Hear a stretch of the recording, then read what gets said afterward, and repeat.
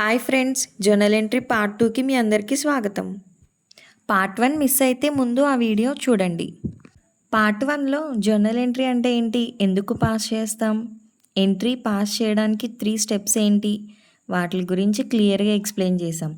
ఈరోజు పార్ట్ 2లో real business example, journal entry format మరియు ఈజీ ట్రిక్స్తో జర్నల్ ఎంట్రీని ఇంకా ఈజీగా అర్థం చేసుకుందాం. మరి లేట్ ఎందుకు, ఇంకా వీడియో స్టార్ట్ చేద్దామా? ఇప్పటి వరకు జర్నల్ ఎంట్రీ అంటే ఏంటి, ఎందుకు పాస్ చేస్తాం, ఎలా పాస్ చేస్తామో నేర్చుకున్నాం. ఇప్పుడు 4 ఎగ్జాంపుల్స్ చూద్దాం. ఈ ఎగ్జాంపుల్స్ అర్థమైతే జర్నల్ ఎంట్రీస్ చాలా ఈజీగా అనిపిస్తాయి.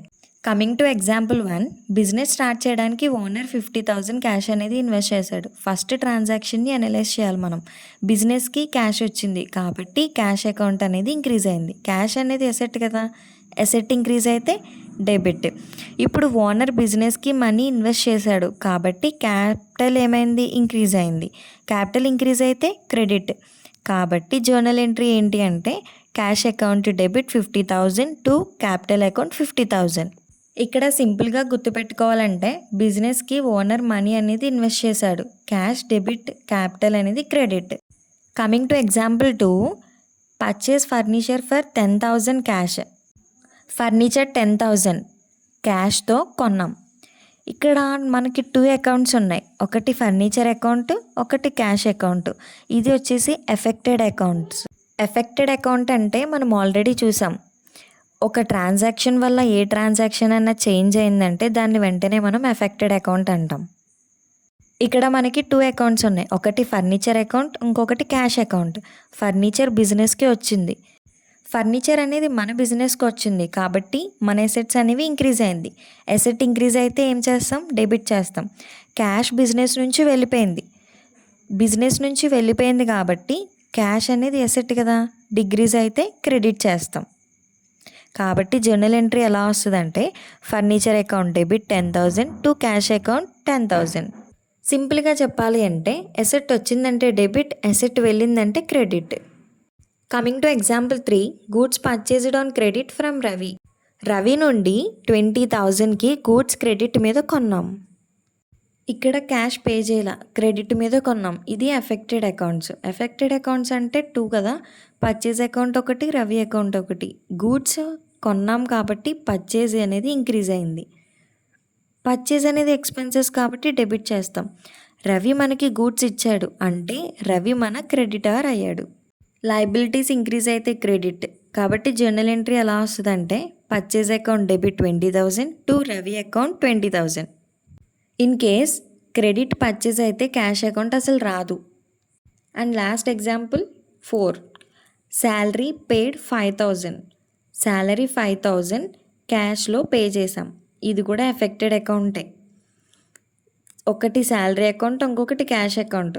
శాలరీ అనేది ఎక్స్పెన్సెస్ కదా, ఎక్స్పెన్సెస్ ఇంక్రీజ్ అయితే డెబిట్ చేస్తాం.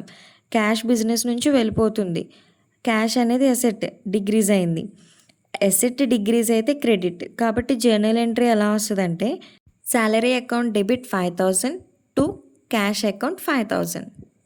ఇక్కడ సింపుల్గా చెప్పాలి అంటే ఎక్స్పెన్సెస్ వచ్చిందంటే డెబిట్, క్యాష్ వెళ్ళిందంటే క్రెడిట్. ఇప్పుడు మనం 4 అకౌంట్స్ చూసాం. ఓకే, అవన్నీ కూడా సింపుల్ అకౌంట్సే. ప్రాక్టీస్ చేస్తేనే జర్నల్ ఎంట్రీస్ చాలా ఈజీగా అనిపిస్తాయి మనకి. ప్రతి ట్రాన్సాక్షన్ని ఫస్ట్ అనలైజ్ చేయాలి, అది ఎఫెక్టెడ్ అకౌంట్ అని ఐడెంటిఫై చేయాలి. తర్వాత గోల్డెన్ రూల్స్ని అప్లై చేయాలి. తర్వాత డెబిట్ ఓర్ క్రెడిట్ అని డిసైడ్ చేయాలి. తర్వాత జర్నల్ ఎంట్రీస్ పాస్ చేయాలి. ఇలా ప్రాక్టీస్ చేస్తేనే ఎగ్జామ్లో కానీ ఇంటర్వ్యూలో కానీ జర్నల్ ఎంట్రీస్ ఈజీగా ఆన్సర్ చేయొచ్చు. Coming to 5th slide. ఇప్పటి వరకు జర్నల్ ఎంట్రీ ఎలా పాస్ చేయాలో ఎగ్జాంపుల్స్తో చూసాం. ఇప్పుడు ఆ జర్నల్ ఎంట్రీని ఎగ్జామ్లో లేదా ప్రాక్టీస్గా ఎలా రాయాలో చూద్దాం. జర్నల్ ఫార్ములా అనేది చాలా సింపుల్, ఒక్కసారి అర్థమైతే ఎప్పటికీ మర్చిపోరు. ఒక్కసారి మీరు స్లైడ్ని అబ్జర్వ్ చేయండి జాగ్రత్తగా. జర్నల్ ఎంట్రీ ఫార్మేట్లో మొత్తం మనకి 5 కాలమ్స్ ఉంటాయి. ఫస్ట్ కాలం వచ్చి డేట్. ఇక్కడ ట్రాన్సాక్షన్ ఏ రోజు జరిగిందో ఆ డేట్ రాయాలి. ఎగ్జాంపుల్ 2/8/2006. అలా మనం డేట్ అనేది పర్ఫెక్ట్గా నోట్ చేసుకోవాలి. Second column particulars. ఇది చాలా ఇంపార్టెంట్. ఫస్ట్ డెబిట్ అకౌంట్ని రాయాలి. అకౌంట్ నేమ్ తర్వాత డిఆర్ అని పెట్టాలి. డిఆర్ అంటే డెబిట్, ఈజీగా మనం డెటార్ అని రాస్తాం. తర్వాత నెక్స్ట్ లైన్లో 2 అని స్టార్ట్ చేసి క్రెడిట్ అకౌంట్ని రాయాలి. టూ అనేది ఎప్పుడు స్టార్ట్ చేస్తామంటే ఫస్ట్ లైన్లో కొంచెం 2 లెటర్స్ స్పేస్ ఇచ్చి అప్పుడు 2 అని స్టార్ట్ చేస్తాం. Example cash account debtor to sales account. Coming to third one narration. Accounts రాసిన తర్వాత కింద బ్రాకెట్లో బీయింగ్ అని స్టార్ట్ చేసి ఆ ట్రాన్సాక్షన్ గురించి ఒక స్మాల్ ఎక్స్ప్లెనేషన్ రాయాలి. ఫర్ ఎగ్జాంపుల్ మీకు ఆ ట్రాన్సాక్షన్ గురించి ఏం రాయాలో అర్థం కాలేదనుకో, being goods sold for cash or salary paid. దీన్ని నరేషన్ అంటారు. నరేషన్ వల్ల ట్రాన్సాక్షన్ ఈజీగా అర్థమవుతుంది. నెక్స్ట్ కాలం ఎల్ఎఫ్ అంటే లెడ్జర్ ఫోలియో. లెడ్జర్లో పేజ్ నెంబర్ రాయడానికి యూస్ చేస్తారు. మనం ఈ ఆప్షన్ జర్నల్లో యూస్ చేయక్కర్లా, ఎల్ఎఫ్ అని మెన్షన్ చేస్తాం అంతే. డెబిట్ అండ్ క్రెడిట్ అమౌంట్స్ ఉంటాయి. డెబిట్ అమౌంట్ డెబిట్ కాలంలో రాయాలి, క్రెడిట్ అమౌంట్ క్రెడిట్ కాలంలో రాయాలి. డెబిట్ అమౌంట్ ఎప్పుడు లెఫ్ట్ సైడ్లో రాయాలి, క్రెడిట్ అమౌంట్ ఎప్పుడు రైట్ సైడ్లో రాయాలి. ఇది important. Debit amount and credit amount ఎప్పుడు ఈక్వల్గానే ఉండాలి. అకౌంటింగ్లో ఇది చాలా ఇంపార్టెంట్. సో ఈ పాయింట్స్ గుర్తుపెట్టుకోండి. డేట్ కరెక్ట్గా రాయాలి, పర్టికులర్స్ క్లియర్గా రాయాలి, డెబిట్ లెఫ్ట్ సైడ్ రాయాలి, క్రెడిట్ రైట్ సైడ్ రాయాలి, డెబిట్ అమౌంట్ ఈక్వల్గా ఉండాలి, క్రెడిట్ అమౌంట్ ఈక్వల్గా ఉండాలి. ఇప్పుడు శాంపుల్ ఎంట్రీ చూద్దాం. మీరు స్క్రీన్ మీద చూడండి. స్క్రీన్ మీద జరిగింది నేను ఇక్కడ మీకు చెప్తున్నా. ఫస్ట్ డేట్ కాలంలో 2/8/2026. నెక్స్ట్ పర్టికులర్ కాలమ్స్లో cash account debtor 5,000 to sales account 5,000. Next narration ఏం రాయాలంటే being goods sold for cash.